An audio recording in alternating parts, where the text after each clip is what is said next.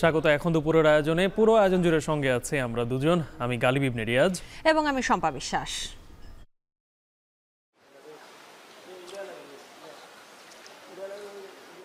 আমরা যৌথভাবে একটা অভিযান পরিচালনা করি। তো গোয়াল রাখার জন্য 6টা শেড ঘর আমরা ভেঙে দেই। এগুলো আমরা 2-4 দিনের ভিতর সবগুলো আমাদের নিজেদের দখলে নিয়ে চলে আসবো। অভিযান অব্যাহত থাকবে। পর্যায়ক্রমে আমাদের বাকি যে বনভূমিগুলো আছে সেগুলো উদ্ধার করা হবে এবং সেখানে বৃক্ষরোপণ করা হবে। গালিব, চট্টগ্রামের রাঙ্গুনিয়ার বন বিভাগের জমি দখল করে পারিবারিক সাম্রাজ্য করেছিলেন সাবেক পররাষ্ট্রমন্ত্রী হাসান মাহমুদ এবং দীর্ঘ 16 বছর পর বন বিভাগ এসব জমি উদ্ধার করেছে অভিযান চালিয়ে। এদিকে শম্পা, সাবেক প্রধানমন্ত্রী শেখ হাসিনার উপদেষ্টা সালমান এফ রহমান এবং সাবেক আইনমন্ত্রী আনিসুল হককে ফের 5 দিনের রিমান্ডে নেওয়া হয়েছে। এ নিয়ে আমরা এখন দুপুরে বিস্তারিত জানাবো।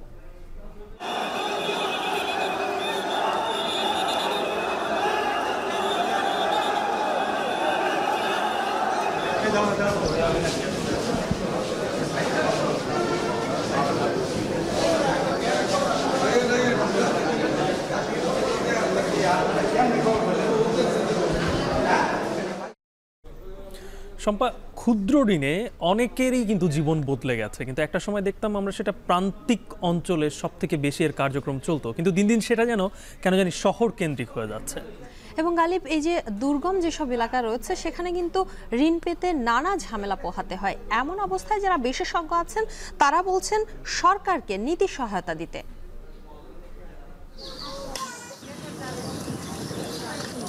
আইটিএস থেকে নিছি 50,000, তারপর জমিন বিক্রি করছি, গরু কিনছি, আমার স্বামীকে বিদেশে পাঠাইছি। তখন কি ঋণ যা দেখাচ্ছি অফিসে চুর মাছুর ভাঙা ভাঙি লোকগুলাকে খুঁজে পাই না। ঋণ নেওয়ার জন্য অনেক টাকা দেওয়া গেছিল, 5,000, 10,000, 15,000 করে।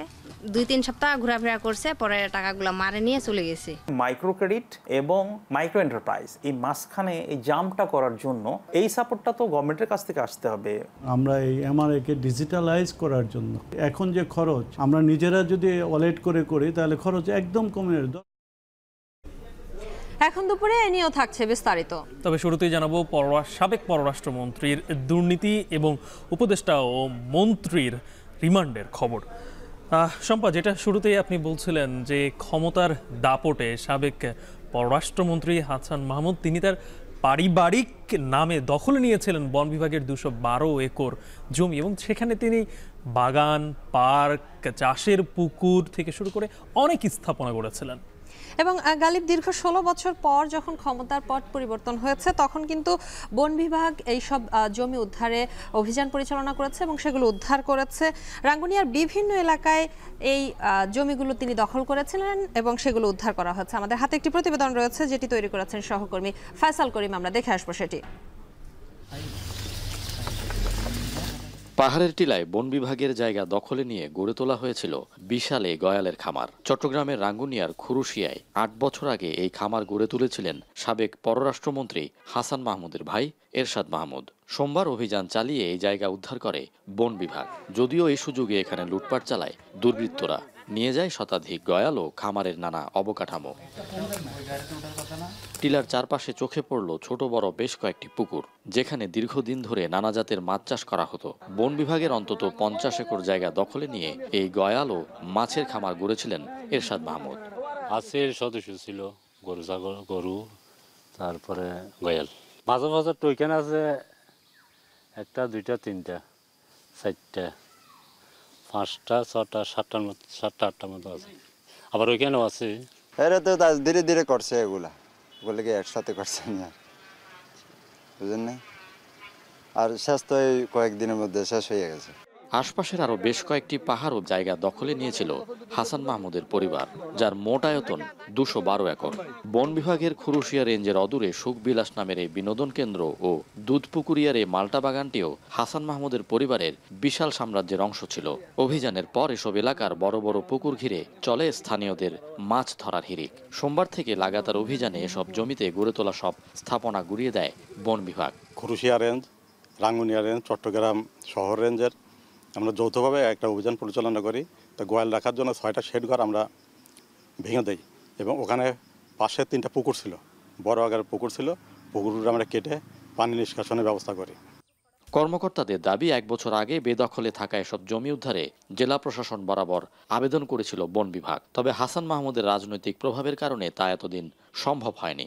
105 একর আমরা আমাদের নিজের দখলে নিয়ে আসছি, আর বাকি যেগুলো আছে এখানে অবকাঠামো নাই, এখানে এমনি বনের জায়গা, এগুলো আমরা অচিরেই আমাদের পরীক্ষা দিন আমাদের কন্টিনিউ চলতেছে, এগুলো আমরা 2-4 দিনের ভিতর সবগুলো আমাদের নিজেদের দখলে নিয়ে চলে আসবো। অভিযোগ আছে গত 16 বছর ধরে নিজেদের খেয়াল খুশি মতো বন বিভাগের এসব জায়গা দখলে নেয় হাসান মাহমুদের পরিবার। বুধবার পর্যন্ত যেসবের 105 একর উদ্ধার করা হয়েছে। অভিযান অব্যাহত থাকবে, পর্যায়ক্রমে আমাদের বাকি যে বনভূমিগুলো আছে সেগুলো উদ্ধার করা হবে এবং সেখানে বৃক্ষরোপণ করা হবে। ইতিপূর্বে আমাদের এটার জেলা প্রশাসনের কাছে উচ্ছেদ প্রস্তাবও দেওয়া আছে, তদুপরি আমরা এখন উচ্ছেদ করছি আর কি, এবং এখানে পিওর মামলা দাখিল করা হবে। 2008 সাল থেকে টানা চতুর্থবারের মতো চট্টগ্রামের রাঙ্গুনিয়ার সংসদ সদস্য হিসেবে নির্বাচিত হয়ে বেশ কয়েকটি গুরুত্বপূর্ণ মন্ত্রণালয়ের দায়িত্বে ছিলেন আওয়ামী লীগের যুগ্ম সাধারণ সম্পাদক হাসান মাহমুদ। 1.5 দশকেরও বেশি সময় তার ছত্রছায়ায় এলাকায় দখল ও লুটপাটের রাজত্ব কায়েমের অভিযোগ রয়েছে পরিবারের সদস্যদের বিরুদ্ধে। ফয়সাল করিম, এখন চট্টগ্রাম।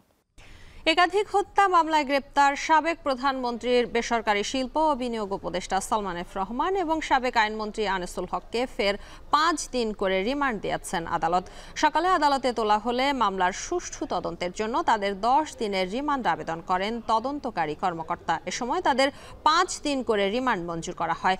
আদালতে অভিযোগ অস্বীকার করে সালমান এফ রহমান এবং আনিসুল হক বলেন কোটা আন্দোলনের পক্ষে ছিলেন তারা। এদিকে আদাবর থানায় একটি হত্যা মামলায় সাবেক সেনা কর্মকর্তা জিয়াউল আহসান এবং সাবেক সংসদ সদস্য সাদেক খানকেও ফের 5 দিন করে রিমান্ড দিয়েছেন আদালত। আরো জানাচ্ছেন রাব্বি হোসেন।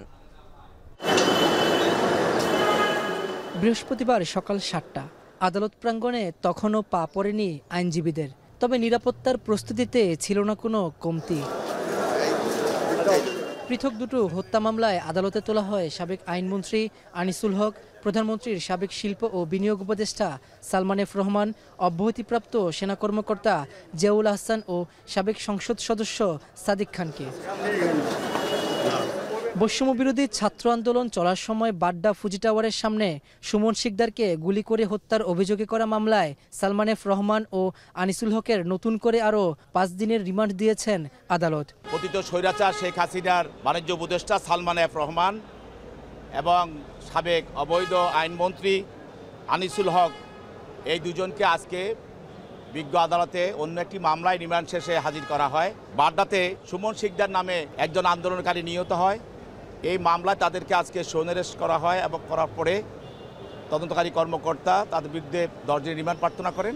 বিজ্ঞ আদালত এই মামলায় এই দুজনের বিরুদ্ধে 5 দিনের রিমান্ড মঞ্জুর করেন। এদিন আদাবর থানায় আরও একটি হত্যা মামলায় সাবেক সেনা কর্মকর্তা জিয়াউল আহসানকে ও সাবেক সংসদ সদস্য সাদিক খানকেও 5 দিনের রিমান্ড দেন আদালত।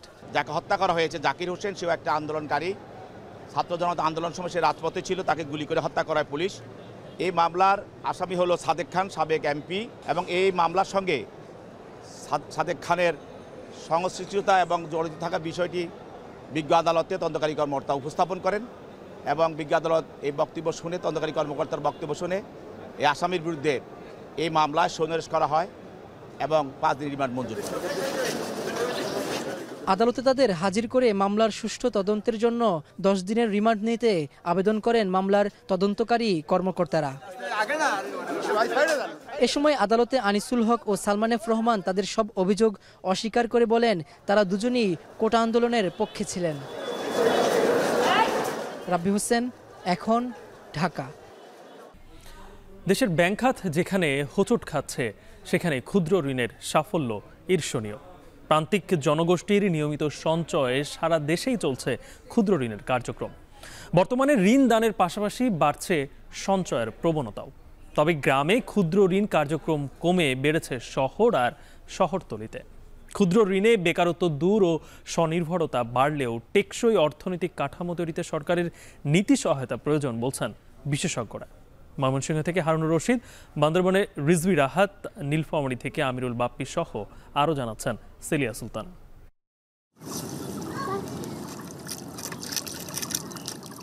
চারদিকে বৃষ্টির জল থই থই করছে।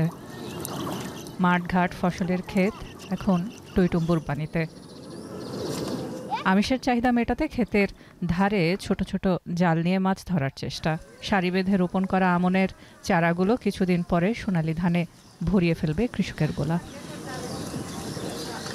দেশের সবচেয়ে উত্তরের জেলা পঞ্চগড়ের প্রায় সব জায়গারই চিত্র একই রকম। কৃষকরা আগের চেয়ে অনেক বেশি স্বাবলম্বী। যাদের একসময় কিছুই ছিল না তাদের অনেকেই জমি চাষ করছেন বন্ধক নিয়ে।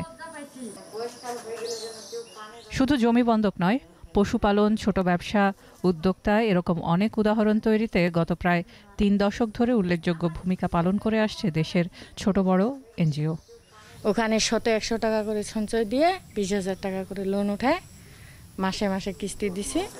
এই যেমন পঞ্চগড়ের সীতাগ্রাম এলাকায় জলিল বেনু দম্পতি। পেশায় রাজমিস্ত্রি জলিলের ঠিকঠাক থাকার ঘরও ছিল না 2 যুগ আগে।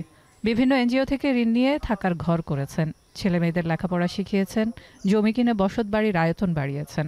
টিন কিনে আমরা টিনের ঘর দিছি, তারপরে লোন পরিশোধ করে গরু নিছি, তারপরে লোন পরিশোধ করে এই যে বাচ্চা কাচ্চা ছোট ছোট এদেরকে পড়ালেখা করাই। একই গ্রামের এক বাড়িতে দেখা যায় গাছ থেকে বাদাম আলাদা করছেন বেশ কয়েকজন নারী। তাদের প্রত্যেকেই কোনো না কোনোভাবে এনজিও ঋণের সাথে জড়িত। গ্রামীণ ব্যাংক থেকে লোন নিছি 50,000, তারপর আইটিএস থেকে নিছি 50,000, তারপর জমিন বিক্রি করছি, গরু কিনছি, আমার স্বামীকে বিদেশে পাঠাইছি। এনজিও সংশ্লিষ্টরা বলছেন গ্রামাঞ্চলের দারিদ্র্য দূরীকরণে ক্ষুদ্র ঋণ প্রকল্প অভাবনীয় সাফল্য এনে দিয়েছে। মুদ্রার উল্টোপিঠও দেখেছেন অনেকে। ঋণ নেওয়ার জন্য অনেক টাকা দেওয়া গেছিল, 5,000, 10,000, 15,000 করে। 2-3 সপ্তাহ ঘোরাফেরা করছে, পরে টাকাগুলো মারে নিয়ে চলে গেছে। তখন কি ঋণ যা দেখেছি অফিসে চুর মাছুর ভাঙা ভাঙি লোকগুলাকে খুঁজে পাই না। 30,000 টাকা দিলে ওদের এখানে 5-7,000 টাকা জমা দিতে হবে, তার উপরে আবার 15%, 12% সুদ। জানা গেছে 8 থেকে 10% ঋণ গ্রহীতা এই অর্থ ব্যয় করেন অনুৎপাদনশীল কাজ, যেমন মেয়ের বিয়ে দেয়া, বিলাসী জীবনযাপন, জুয়া খেলার মতো কাজে। ফলে ঋণ শোধ করতে না পেরে অনেকেই হারান ভিটেমাটি, এলাকা ছাড়াও হন কেউ কেউ। তাই এই ঋণের টাকা যেন ঠিকঠাক উৎপাদনশীল কাজে ব্যয় হয়, সেদিকে নজরদারি বৃদ্ধির পাশাপাশি প্রয়োজন গ্রহীতাদের সচেতনতার। ক্ষুদ্র ঋণের উদ্যোগ, শাখা সংখ্যা, সদস্য, ঋণ স্থিতি, সঞ্চয় স্থিতিতে সবচেয়ে পিছিয়ে বান্দরবানও। এখানকার হিসেবটা কিছুটা ভিন্ন।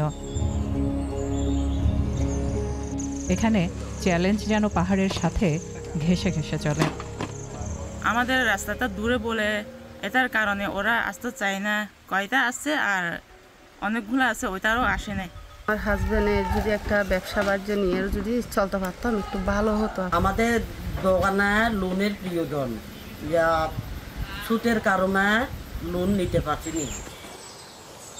বান্দরবান জেলায় ক্ষুদ্র ঋণ জনপ্রিয় না হওয়ার পেছনে পাহাড়ের দুর্গমতা একটা প্রধান কারণ। এছাড়া আমাদের এখানে ঋণের যে সুদের হার, এই সুদের হারটাকে কিন্তু পাহাড়ের মানুষ বেশ উচ্চ সুদ হার মনে করে, যে কারণে তাদের ক্ষুদ্র ঋণের প্রতি একটা অনীহা কাজ করে। এরপর আছে হচ্ছে ঋণ কাগজপত্রের যে জটিলতা। একটা ঋণ নিতে গেলে যত ধরনের কাগজপত্র দিতে হয়, এখানকার মানুষজন যেহেতু শিক্ষা দীক্ষায় একটু পিছিয়ে আছে, তারা এই কাগজপত্রের জটিলতা নিয়ে তাদের মধ্যে একটা ভীতি কাজ করে। শাখাগুলোর কাজের পরিধি সবচেয়ে কম ময়মনসিংহ, সিলেট বিভাগে। তবে এখানে পরিধি শহর ও উপশহরে সীমাবদ্ধ মাইক্রোক্রেডিট প্রোগ্রাম। গ্রামাঞ্চলের যে সমিতিগুলো ছিল সেটি অনেক কমে গিয়েছে, ঋণদান সমিতি, এবং এনজিওগুলোর এখন শহর বা শহরতলির যে ঋণদান বা সমিতিগুলো আছে সেগুলো কিন্তু বেশ বেড়েছে। এবং এর কারণ হিসেবে যেটি এনজিও কর্মী বা গ্রামাঞ্চলের মানুষ যেটি বলছেন, যে আসলে গ্রামের মানুষের কিন্তু অর্থনৈতিক সক্ষমতা কিছুটা বেড়েছে। বিশেষ করে ময়মনসিংহের ভালুকা এবং ত্রিশালে যে শিল্পায়ন হয়েছে, এই শিল্পায়নের ফলে কিন্তু সেখানে দরিদ্র পরিবারের অনেকের গার্মেন্টস শ্রমিক হিসাবে কাজ করার সুযোগ সৃষ্টি হয়েছে। এবং ভালুকা ত্রিশাল ছাড়াও ময়মনসিংহের নান্দাইল এবং গৌরীপুরেও বেশ কয়েকটি শিল্প কারখানা গড়ে উঠেছে। স্থানীয়রা কিন্তু এখানে কাজের সুযোগ পেয়েছেন। এবং রিক্সা, অটোরিকশার, বিশেষ করে ব্যাটারি চালিত অটোরিকশার দৈনন্দিন আয়টা হয়, সেই আয়টা দিয়েই কিন্তু তারা তাদের যে সংসার চালাতে পারেন বা সংসারের উন্নতির জন্য তারা কাজ করতে পারেন, যার কারণে এনজিও ঋণের প্রতি একটা বিমুখতা বা অনাগ্রহ তৈরি হয়েছে। আগে বেকার ঘুরে বেড়াইছিলাম, এখন গাড়ি চালাই, আমার দিনে 800-1000 টাকা কামাই হয়। ঘুরে ফিরে সব গল্প একই রকম। কিন্তু ভিন্নতা হলো গত কয়েক দশক ধরে চলে আসা ক্ষুদ্র ঋণ কার্যক্রম কতটুকু সফল হলো, বিশেষ করে দারিদ্রতা বিমোচন এবং স্বনির্ভরতা অর্জনের ক্ষেত্রটি কতটুকু টেকসই করতে পারলাম আমরা। সমীক্ষা বলছে ক্ষুদ্র ঋণ দানের ক্ষেত্রে সবচেয়ে বেশি কার্যক্রম যে চলমান থাকে সেটি ঢাকা বিভাগে, এরপরেই রয়েছে চট্টগ্রাম। কিন্তু কুড়িগ্রামের মতো দরিদ্র পীড়িত অঞ্চলে সবচেয়ে কম কাজ করছে এনজিওগুলো, বিশেষ করে ক্ষুদ্র ঋণ দানের ক্ষেত্রে। যে জায়গায় একটা প্রবলেম আছে সেটা হলো গ্রাজুয়েশন। তারা যখন একটা লেভেল থেকে মাইক্রো এন্টারপ্রাইজে নিজেকে কনভার্ট করবে, এটা কিন্তু একটা সহজ জায়গা না, একটা জাম্প। বাংলাদেশে যদি ওই গ্রুপ অফ পিপুলকে আপনি রিয়েলি পুশ করতে চান, সাস্টেইন করাতে চান, তাহলে মাইক্রো ক্রেডিট এবং মাইক্রো এন্টারপ্রাইজ এই মাঝখানে এই জাম্পটা করার জন্য তাদের সাপোর্টের প্রয়োজন আছে। এই সাপোর্টটা তো গভর্নমেন্টের কাছ থেকে আসতে হবে, আপনার ব্যাংকের কাছ থেকে আসবে, অথবা মাইক্রো এন্টারপ্রাইজগুলোকে সাপোর্ট করার জন্য স্পেশালাইজ ইনস্টিটিউশন হতে পারে। কিছু ব্যাংক কিন্তু মাইক্রো এন্টারপ্রাইজ করার চেষ্টা করছে। মাইক্রো ক্রেডিট রেগুলেটরি অথরিটির ক্ষুদ্র ঋণ শাখার মাধ্যমে এনজিওগুলো 4.08 কোটি গ্রাহককে 2,493 কোটি টাকা বিতরণ করেন শুধুমাত্র 2023 সালে, যেখানে 70 থেকে 75% ঋণ বিতরণ হয় ক্ষুদ্র সঞ্চয়কারীদের কল্যাণে। এমআরএ বলেন, এমএফআই বলেন, মানুষের জন্য, এবং মানুষের টাকাই কিন্তু চলছে। আমি বললাম যে 75,000 কোটি টাকা আছে তাদেরই সঞ্চয়, এই প্রান্তিক মানুষের এই তাদের ক্ষুদ্র সঞ্চয়ের মাধ্যমে 75,000 কোটি টাকা। এটা কিন্তু খুব সহজ বিষয় না। আদায়ের হার যদি আপনি দেখেন 95, 96%, 98%, ইভেন কোভিডের সময় আদায়ের হার ছিল 93, 94, এখন এটা 98, 99% আদায়ের হার। সুতরাং এই যে ঋণ দেয়া নেয়া এগুলির ক্ষেত্রে তাদের যে কস্টটা, এটাকে বিবেচনা করেই আমরা সার্ভিস চার্জটা করি। আর এই টোটাল পোর্টফোলিওর 35% হলো আপনার মাইক্রো এন্টারপ্রাইজ। আমরা এই এমআরএকে ডিজিটালাইজ করার জন্য, এমএফআইকে আমরা যদি ডিজিটাল ট্রানজ্যাকশন বাড়াইতে পারি, এখন যে খরচ আমরা নিজেরা যদি ওয়ালেট করে করি তাহলে খরচ একদম কমে 10 পয়সা 20 পয়সায় আমরা কাজ করব। বর্তমান ব্যাংক ও মূল্যস্ফীতির বিবেচনায় সুদের হার আবারও পরিবর্তন আনতে যাচ্ছে নিয়ন্ত্রণ প্রতিষ্ঠানটি, যা ক্ষুদ্র সঞ্চয়কারীদের আরও অর্থনৈতিকভাবে স্বাবলম্বী করবে বলে মনে করে সংস্থাটি। সেলিয়া সুলতানা, এখন দুপুরের এ পর্যায়ে নিচ্ছি ছোট্ট একটি বিরতি। ফিরছি একটু পরে, সঙ্গেই থাকুন।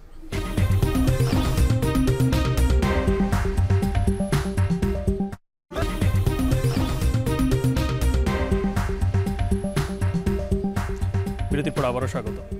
আপনারা দেখছেন এখন দুপুর।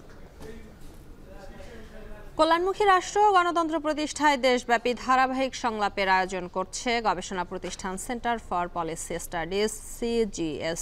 আজ সংবাদ সম্মেলনে এর উপদেষ্টা পরিষদের সদস্য অধ্যাপক ডক্টর আলী রিয়াজ বলেন, আগামীর বাংলাদেশ বিনির্মাণে প্রান্তিক মানুষের সুপারিশ তুলে ধরবে সিজিএস। 5 মাস ধরে চলবে এই সংলাপ।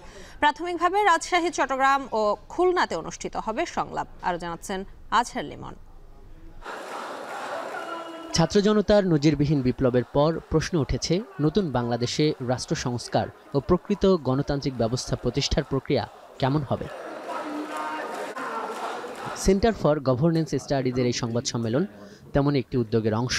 এখানে বলা হয়, সিজিএস গণতান্ত্রিক প্রক্রিয়া পুনর্গঠন নিয়ে ধারাবাহিক সংলাপ শুরু করার জন্য প্রস্তুতি নিচ্ছে। আগামী শনিবার সংবিধান নিয়ে হবে যার প্রথম আয়োজন। পুরো 5টি মাস ধরে এভাবে মানবাধিকার, বিচার ব্যবস্থা, নাগরিক আইন, আর্থিক খাত কিংবা গণমাধ্যম সহ প্রধান খাতগুলো নিয়ে সংলাপ করবে সংস্থাটি। এখানে অংশ নেবে খাত সংশ্লিষ্ট বিশেষজ্ঞের পাশাপাশি প্রান্তজনেরা। চট্টগ্রাম, রাজশাহী কিংবা খুলনায় অনুষ্ঠিতব্য এই সংলাপ থেকে সুপারিশ তুলে ধরা হবে সর্বোচ্চ পর্যায়ে। প্রশ্ন ছিল, এগুলো বাস্তবায়নের নিশ্চয়তা কতটুকু?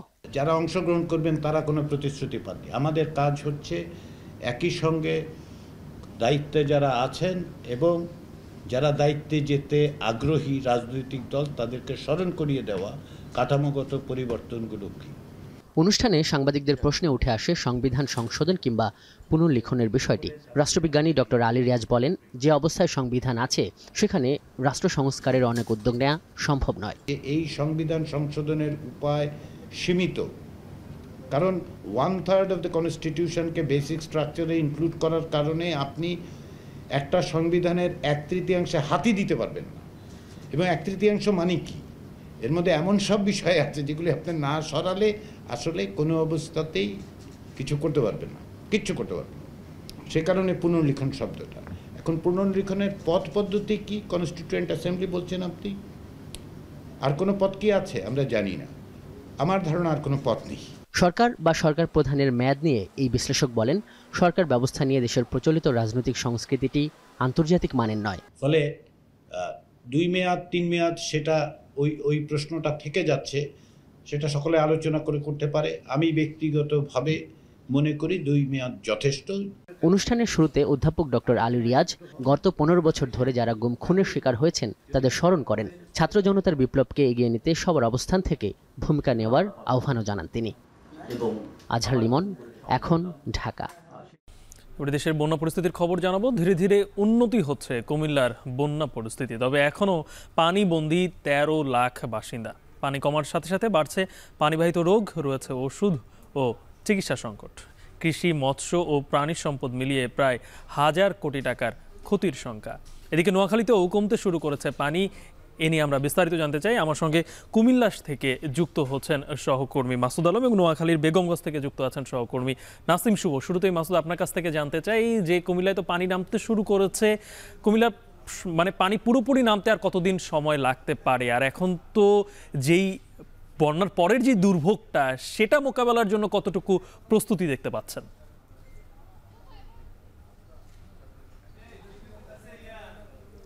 গালিব, আমি রয়েছি কুমিল্লার ব্রাহ্মণপাড়া উপজেলার নাগাইশ গ্রামে। এখানে আমি একটা বাড়িতে রয়েছি। বাড়িতে এখনও যে ঘরগুলো রয়েছে সবগুলো কিন্তু এখনও পানির নিচে তলিয়ে আছে। তবে কবে নাগাদ আসলে এই পানি নেমে আপনার যে খাল বিলে যাবে বা পানি নেমে বন্যা থেকে তারা মুক্তি পাবেন, সেটা আসলে তার স্থানীয়রা কিন্তু বলতে পারছেন না। তবে তারা বলছেন যে ধীরে ধীরে একেবারে ধীর গতি নিয়ে কিন্তু পানি নামছেন। গতকালকে থেকে 2 ইঞ্চি পানি নেমেছে। এই নামার পরে কিন্তু বিভিন্ন ধরনের রোগ বালাই কিন্তু আক্রমণ শুরু করেছে। প্রকোপ বেড়েছে। হাঁচি কাশি থেকে শুরু করে বিভিন্ন ধরনের চর্মরোগে আক্রান্ত হচ্ছেন স্থানীয়রা। তারা বলছেন যে ডায়রিয়া, আমশায় আক্রান্ত হচ্ছেন শিশুরা, বৃদ্ধরা শ্বাসকষ্ট রোগে আক্রান্ত হচ্ছেন। তারা যে আক্রান্ত হচ্ছেন বিভিন্ন রোগে, সেখানে কিন্তু সংকট রয়েছে। আর তারা বলছেন যে সংকট হচ্ছে যে ওষুধ এবং সুপেয় পানির সংকট রয়েছে, সে সঙ্গে চিকিৎসা সেবার সংকট রয়েছে।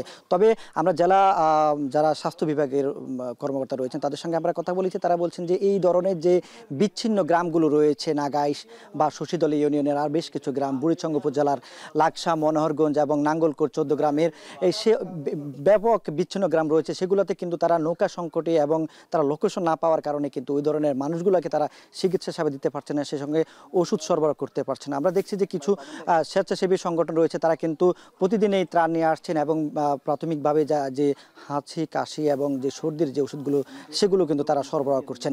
আমি যে এলাকায় রয়েছি এটি একেবারে বিচ্ছিন্ন, আপনার ঘুঙ্গুর নদীর পাড়ে রয়েছে। এই নদীর পানি এবং গোমতী নদীর পানিতেই কিন্তু এই এলাকার মানুষ ক্ষতিগ্রস্ত হয়েছেন। তারা বলছেন যে কৃষিতে তারা ব্যাপক ক্ষতিগ্রস্ত হয়েছেন।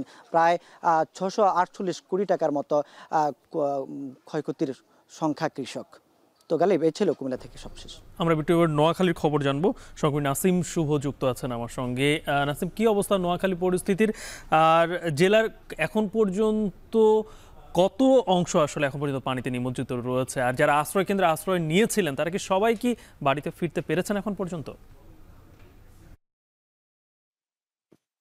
গালিব, নোয়াখালীর আশ্রয় কেন্দ্রে যে প্রায় 2,60,000-এর মতো মানুষ আশ্রয় নিয়েছে, তার মধ্যে কিন্তু একজনও এখনো বাড়ি ফেরার মতো ঘটনা আমরা শুনিনি। সবাই কিন্তু এখনো আশ্রয় কেন্দ্রে রয়েছে। নোয়াখালীতে কিন্তু 9টি উপজেলার মধ্যে 8টি উপজেলা এখনো পানির নিচে আছে এবং এই 8টি উপজেলার প্রায় 20 লাখেরও বেশি মানুষ পানিবন্দী রয়েছেন। নোয়াখালীতে আজ সকাল থেকে সূর্য দেখা দিয়েছে এবং বৃষ্টি অনেকটা বন্ধ থাকার কারণে কিন্তু আজ কিছুটা পানি কমতে শুরু করেছে এবং বন্যা পরিস্থিতির কিছুটা উন্নতি হয়েছে বলে আমরা জেনেছি। তবে নোয়াখালীর এখন পর্যন্ত অনেক এলাকায় খাবার ঠিকমতো পৌঁছেনি বলে আমরা জানতে পেরেছি। আমি কথা বলেছি নোয়াখালী জেলা প্রশাসকের সাথে, তিনি জানিয়েছেন নোয়াখালীতে চলমান বন্যা পরিস্থিতিতে বেশ কিছু এলাকায় খাদ্য সংকট ইতিমধ্যে ছিল এবং সেই সংকট নিরসনে কিন্তু তারা কাজ করে যাচ্ছেন। তো গালিব, এই ছিল আসলে নোয়াখালী থেকে আমার কাছে সবশেষ। প্রধান উপদেষ্টার বাসভবনে উপদেষ্টা পরিষদের বৈঠক শেষে কথা বলছেন বন, পরিবেশ ও পানি সম্পদ উপদেষ্টা। আমরা সরাসরি যুক্ত হচ্ছি। আমাদের উপদেষ্টা পরিষদে সিদ্ধান্ত হয়েছে যে এই ফুটবল টিমের জন্য আমরা একটা সম্বর্ধনা আয়োজন করব। আরেকটা হলো যে আমাদের বাংলাদেশ জাতীয় ক্রিকেট দল, আপনারা জানেন যে পাকিস্তানকে হারিয়েছে, তো আমরা মনে করছি যে এই যে একটা উদ্যম এসছে খেলোয়াড়দের মধ্যে, এটাকে ধরে রাখবার জন্য তাদেরকে অভিনন্দন জানানো দরকার। সেজন্য আমরা উপদেষ্টা পরিষদের পক্ষ থেকে সকল খেলোয়াড়, কোচ, কর্মকর্তা এবং বোর্ডকে অভিনন্দন জানিয়েছি। বন্যা পরিস্থিতি নিয়ে বিস্তারিত আলোচনা হয়েছে, সমন্বয়ের কথা উঠেছে। বন্যার কারণে রপ্তানিমুখী যে সকল শিল্প ক্ষতিগ্রস্ত তাদের যেন শ্রমিকদের স্বার্থ সুরক্ষিত থাকে, সেজন্য সরকারের পক্ষ থেকে সহায়তার কার্যক্রম গ্রহণ করা হয়েছে। আমাদের প্রায় সকল মন্ত্রণালয় এবং অধিদপ্তরের কর্মকর্তারা ইতিমধ্যে তাদের বেতনের একদিনের টাকা জমা দিয়েছেন, বাকি যারা জমা দেননি জমা দেওয়ার প্রস্তুতিতে আছেন। আমাদের অর্থক্ষেত্রে সংস্কারের অংশ হিসেবে কতগুলো গুরুত্বপূর্ণ কাজ শুরু হয়েছে, সেটা আপনারা এখন নিজেরাই দেখছেন। একটা হচ্ছে যে একটা সিদ্ধান্ত হয়েছে যে কালো টাকা সাদা করার যে বিধি এবং রীতি সেটা বন্ধ করে দেওয়া হবে। হ্যাঁ, কারণ এখান থেকে সরকার যেটুকুন টাকা আনতে পারে সেটুকুন টাকা দিয়ে সরকারের যে খুব বেশি কিছু আগায় তা না, বরং মূল্যবোধটা অনেক বেশি অবক্ষয়িত হয়। ফলে এটার বিরুদ্ধে স্পষ্ট একটা সিদ্ধান্ত হয়েছে। অর্থ পাচারের বিরুদ্ধে কার্যক্রম শুরু হয়ে গেছে। আরেকটা হচ্ছে অত্যাবশ্যকীয় পণ্যের দাম মানুষের ক্রয় সীমানার মধ্যে রাখতে যা যা করার দরকার সরকার সেই কাজগুলো করা শুরু করে দিয়েছে।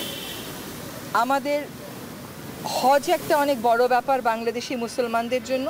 এই হজের ক্ষেত্রে একটা সিন্ডিকেট আমরা দেখতে পাই, যেটা হজের প্যাকেজের মূল্য অনেকটা বাড়িয়ে তোলে। তো হজের যে খরচ সেটা যৌক্তিকভাবে যাতে কমানো যায় সেজন্য সংশ্লিষ্ট মন্ত্রণালয় কাজ শুরু করেছে। আমরা রাজনৈতিক দলগুলোর সাথে আলাপ আলোচনার প্রক্রিয়াটা চালু রাখব। তাদের কাছ থেকে সংস্কার প্রস্তাব যা আসবে সেগুলোও গ্রহণ করব। সে ব্যাপারে একটা পদ্ধতির বিষয়ে কথা হয়েছে। আমাদের আগে একটা পদ্ধতি ছিল জিও এনজিও কোঅর্ডিনেশন, সরকার এবং বেসরকারি প্রতিষ্ঠানগুলোর কোঅর্ডিনেশন, সেটাকে আবার রিভাইভ করার একটা সিদ্ধান্ত নেওয়া হয়েছে। আর আমরা দায়িত্ব গ্রহণের সময় থেকে 1 মাসের মধ্যে কোন কোন মন্ত্রণালয় কি কি কাজ করেছে, সরকার কি কি কাজ করেছে সেগুলোর ব্যাপারে একটা নোট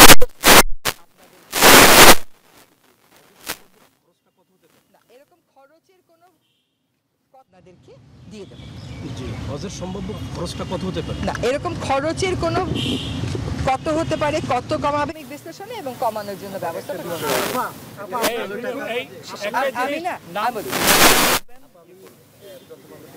একটা প্রশ্ন করতে চাই যে আপনি বললেন কালো টাকা সাদা করার যে প্রক্রিয়া এটা কি বন্ধ করে, সেটা তো একটা বাজেটের ভিত্তিতে হয়েছিল, এখন তো অর্থ বছরের প্রায় 1-1.5 মাস চলছে, এখন থেকে বন্ধ নাকি নেক্সট মানে সিদ্ধান্তটা কবে থেকে? সেটা হচ্ছে যে একটা ব্যাখ্যা এবং বিশ্লেষণ দাঁড় করানোর চেষ্টা করা হচ্ছে এবং এইটা একটা আদেশের মাধ্যমে বলে দেওয়া, আগে যেরকম বলে দেওয়া হতো কালো টাকা সাদা করা যাচ্ছে, এখন আর সেরকম বলা হবে না, উল্টো বলা হতে পারে। সাংবাদিকদের সাথে কথা বলছিলেন বন পরিবেশ ও পানি সম্পদ উপদেষ্টা সৈয়দ রিজওয়ানা হাসান। আমরা যুক্ত ছিলাম সেখান থেকে। এখন দুপুরের পর্যায়ে নিচ্ছি আরেকটি বিরতি, ফিরছি একটু পর।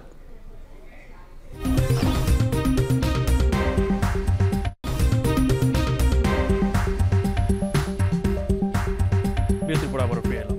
আপনারা দেখছেন এখন দুপুর। আবারও বন্যা প্রসঙ্গ।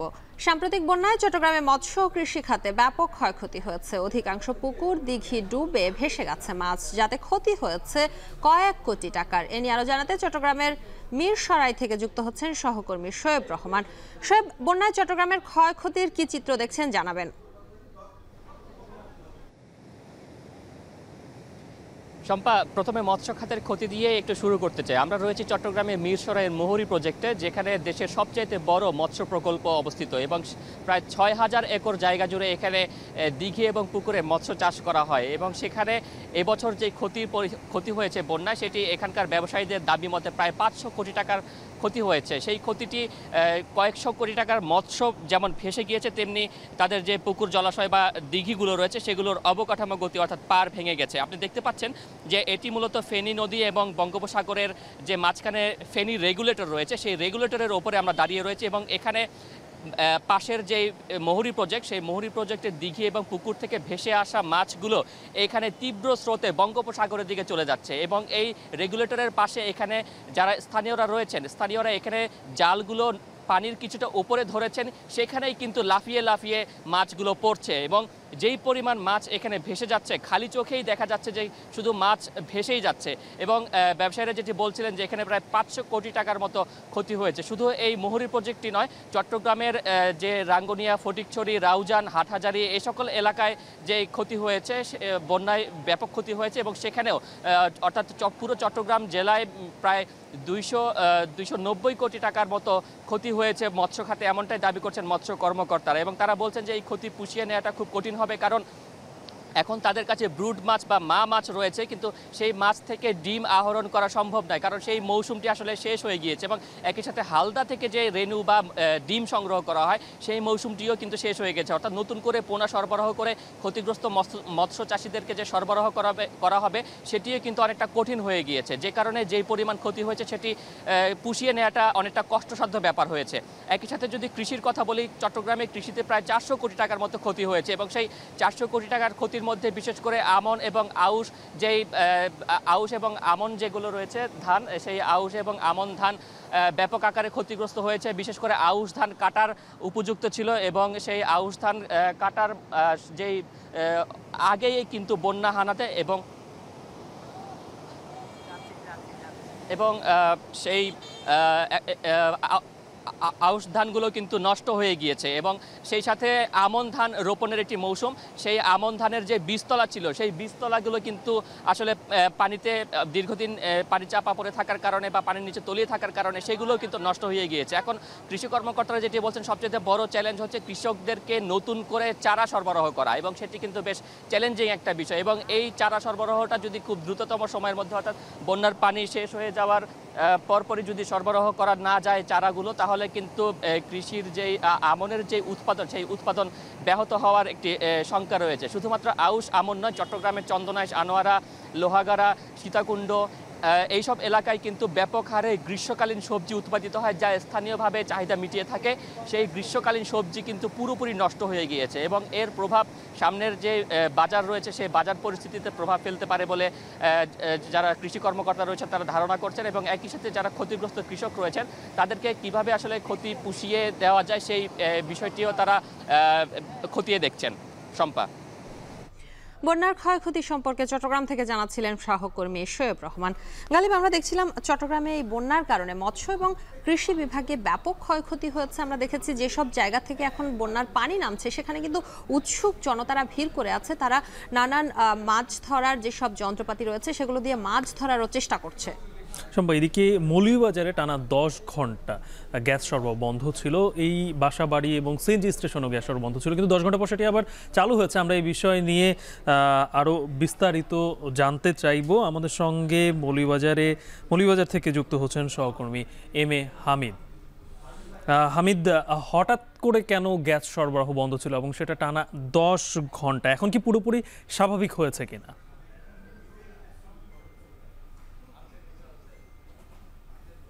আপনি যেমনটি বলছিলেন, আমি এই মুহূর্তে দাঁড়িয়ে আছি মাথারকাপন এলাকার AMF filling station and CNG filling স্টেশনে, যেখানে দেখতে পাচ্ছেন আমার পিছনে কিন্তু শত শত সিএনজি অটো রিক্সা লাইন দিয়ে আছে। তারা ভোর থেকে অর্থাৎ 5:30 থেকে লাইনে দাঁড়িয়ে ছিল, কিন্তু দুপুর 2টা পর্যন্ত গ্যাস চলাচল স্বাভাবিক হয়নি, যার কারণে তারা গ্যাস নিতে পারেনি। অনেকের সাথে কথা বলেছি, অনেক সিএনজি চালকের সাথে কথা বলেছি, তারা বলছেন যে ঘন্টার পর ঘন্টা দাঁড়িয়ে থাকার কারণে তারা রুজি করতে অর্থাৎ টাকা রোজগার করতে পারছেন না, এবং এতে করে মহাজনের যে টাকা ভাড়া এবং তাদের পরিবার পরিজন নিয়ে সমস্যার মধ্যে পড়তে হচ্ছে। এইভাবে প্রায় দিনই এরকম হচ্ছে। আজকে গতকাল রাতে হঠাৎ করে জানেন যে মৌলভীবাজার জেলার সর্বত্র গ্যাস সরবরাহ বন্ধ হয়ে যায়।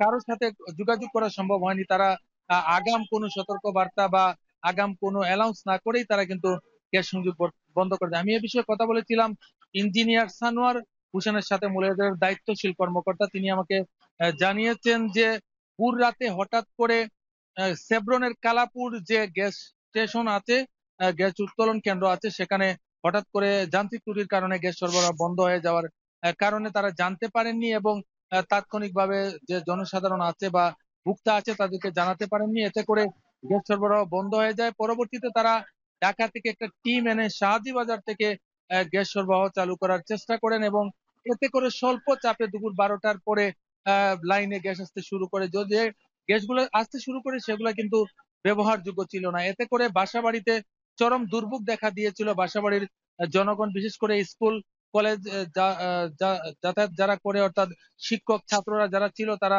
বাসাবাড়ি থেকে নাস্তা করে যেতে পারেননি। তারা ভিড় জমিয়েছিলেন রেস্টুরেন্ট গুলোতে। বিভিন্ন রেস্টুরেন্টেও কিন্তু গ্যাস না থাকার কারণে তারা পরোটা সহ অন্যান্য যে খাবার ছিল সেগুলো তারা সরবরাহ করতে পারেননি।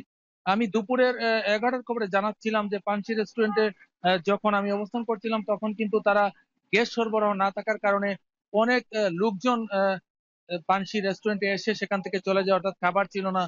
তাদের যে খাবারগুলো তৈরি করা হয়েছিল সেগুলো তারা বিক্রি করে দিয়েছিলেন। তারা বলছিলেন যে তাদের প্রতি 3 ঘন্টায় 1 লাখ টাকার ক্ষতি হচ্ছে। অপরদিকে ফিলিং স্টেশনের ম্যানেজার সাহেবের সাথে কথা বলে জানিয়েছেন যে প্রায় 10 ঘন্টায় তাদের 2 লক্ষ টাকার উপরে ক্ষতি হয়েছে।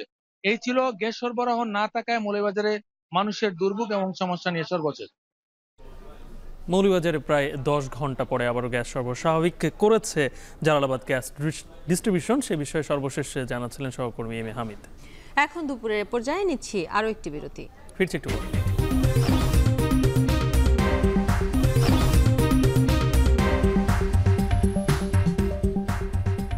এলাম বিরতির পর আরেকবার। আপনারা দেখছেন এখন দুপুর। দেশের বাইরের প্রসঙ্গ, পশ্চিমবঙ্গের সাম্প্রদায়িকতার কোনো স্থান নেই উল্লেখ করে সবাইকে সঙ্গে নিয়ে এই ষড়যন্ত্রের বিরুদ্ধে লড়াই করা হবে বলে মন্তব্য করেছেন পশ্চিমবঙ্গের মুখ্যমন্ত্রী মমতা বন্দ্যোপাধ্যায়। অন্যদিকে বিজেপি বলছে নবান্ন অভিযানে যেভাবে মানুষ মমতার বিরুদ্ধে রাস্তায় নেমে এসেছে, চলমান আন্দোলন আরো বড় আকার ধারণ করলে গদি নড়বড়ে হয়ে পড়বে মুখ্যমন্ত্রীর। এরই মধ্যে আরজিকর কাণ্ডে মমতার পদত্যাগের দাবিতে নবান্ন অভিযান ও বাংলা বন্ধ কর্মসূচির পর রাজ্য জুড়ে বিভিন্ন ধরনের হামলা ও গোলাগুলির খবর পাওয়া গেছে। আরো জানাচ্ছেন অন্যয় কর্মকার।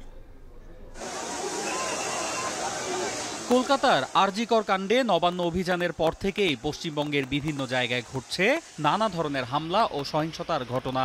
প্রকাশ্যে গোলাগুলি, হামলা, এমনকি ধাওয়া পাল্টা ধাওয়ার ঘটনায় উত্তেজনা বাড়ছে গোটা রাজ্যে। বুধবার ভাটপাড়ায় বিজেপি নেতার গাড়ি লক্ষ্য করে গুলির পর এবার হুগলির মগরাতে গোলাগুলির খবর পাওয়া গেছে। এতে অন্তত 2 জনের আহত হওয়ার খবর জানিয়েছে স্থানীয় প্রশাসন। পুলিশ সূত্রে জানা গেছে, মগরা থানার নাকসা মোড়ের কাছে বুধবার গভীর রাতে 2 জন বাইক নিয়ে মগরার দিকে যাচ্ছিল। সে সময় পেছন থেকে একটি প্রাইভেট কার এসে তাদের খুব কাছ থেকে গুলি করে। এতে ঘটনাস্থলে আহত হন তারা। পুলিশ তাদের উদ্ধার করে হাসপাতালে নিয়ে গেলে এই ঘটনায় ব্যাপক চাঞ্চল্যের সৃষ্টি হয়।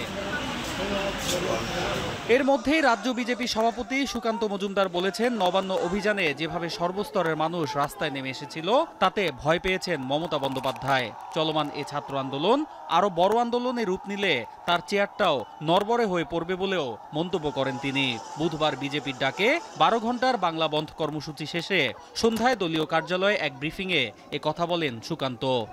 যেভাবে রাস্তায় নেমেছিল এতে মাননীয় মুখ্যমন্ত্রী ভয় পেয়েছেন, ভয়ে আছেন যে আগামী দিনে যদি আবার ছাত্র সমাজ এরকম কোনো বড় আন্দোলনের ডাক দেয় তাহলে মাননীয় মুখ্যমন্ত্রীর চেয়ারটা টলমল করবে। মাননীয় মুখ্যমন্ত্রীর তো সেই নীতি আছে, দেহত্যাগ না হলে পদত্যাগ নয়। তো স্বাভাবিক তিনি ভয় পাচ্ছে তার চেয়ারটা নিয়ে নিলে তার কি হবে। এই যখন অবস্থা তখন রাজ্যের মুখ্যমন্ত্রী মমতা বন্দ্যোপাধ্যায় বলেছেন, পশ্চিমবঙ্গে সাম্প্রদায়িকতার রাজনীতি চলে না, সবাইকে সঙ্গে নিয়েই সব ধরনের ষড়যন্ত্রের জবাব দেয়া হবে বলেও মন্তব্য করেন তিনি। বাংলায় দাঙ্গা হয় না, বাংলায় সাম্প্রদায়িকতার রাজনীতি হয় না, বাংলায় আমরা সবাই একসাথে লড়ব। আর বাইরের থেকে যারা এখানে এসে থেকেছেন আছেন, বাংলাকে নিজেদের মতো করে মনে রাখবেন। বিজেপির সাথে মিলিয়ে গিয়ে পুলিশকে পেটালে আপনাকেও কিন্তু কেউ গায়ে হাত দিতে পারে, সেটা যেন না হয়। আরজিকর কাণ্ডে সুষ্ঠু বিচারের দাবিতে শুরু হওয়া চলমান আন্দোলন এরই মধ্যে রূপ নিয়েছে মমতার পদত্যাগের 1 দফা দাবিতে। মুখ্যমন্ত্রীর পদত্যাগের দাবিতে মঙ্গলবার নবান্ন অভিমুখে যাত্রা কর্মসূচির ডাক দেয় শিক্ষার্থী ও নাগরিক সমাজ। এতে পুলিশি হামলার প্রতিবাদে বুধবার 12 ঘন্টার বন্ধ কর্মসূচির ডাক দেয় বিজেপি। এ অবস্থায় যতই সময় গড়াচ্ছে আরও জোরালো হচ্ছে মমতার পদত্যাগের দাবি। রাজ্যের মুখ্যমন্ত্রীকে ক্ষমতাচ্যুত করতে চলমান এ আন্দোলন আগামী দিনে কোন দিকে মোড় নেয় কিংবা আন্দোলনকারীরা আগামী দিনে কি ধরনের কর্মসূচির ডাক দেয় সেদিকেই তাকিয়ে গোটা পশ্চিমবঙ্গবাসী। অন্যয় কর্মকার, এখন বিশ্ব। এর সাথে শেষ করছি এখন দুপুর। এখন টেলিভিশন ওয়েবসাইটে দেখতে ভিজিট করুন www.ekhon.tv। ফেসবুকে চোখ রাখুন facebook.com/tv.ekhon আর ইউটিউবে লাইভ দেখতে ভিজিট করুন youtube.com/c/ekhon tv।